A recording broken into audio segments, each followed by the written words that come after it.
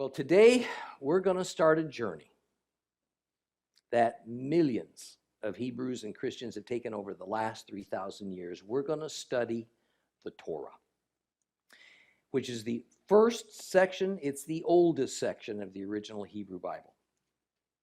Now, Torah is a word that few Christians have heard of, although more and more today, and I'm glad to see it, but most have any idea what it actually is.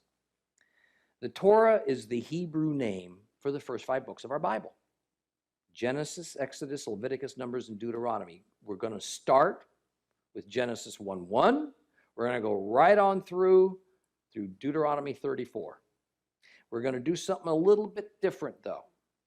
We're going to add back in the Jewishness that has been removed over the last 1900 years. Why would we do that? Because it's within the Hebrew Jewish culture that and its language that the Torah was created. And it's only within that context that we gain proper understanding of what God's telling us. In fact, the entire Bible, Old Testament and New, was written by Hebrews. Hebrews who were entirely immersed in the Hebrew culture. It was Moses, a Hebrew, who received the Torah from God on Mount Sinai around 1400 BC.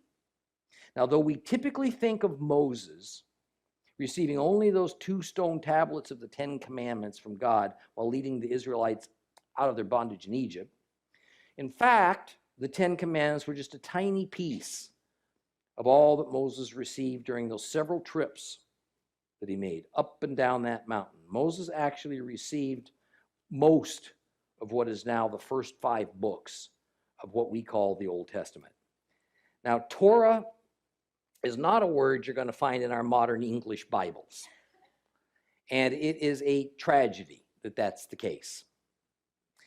In general, where in the ancient texts, the Hebrew word Torah appeared, you'll find today the word law. And this is it's a somewhat, I think, intentional mistranslation. And this first happened when the scriptures were translated to Greek, and it was fostered by the desire of the early church to distance itself from the Jewish people. Torah does not mean law. In an overly simplistic sense, it means teaching.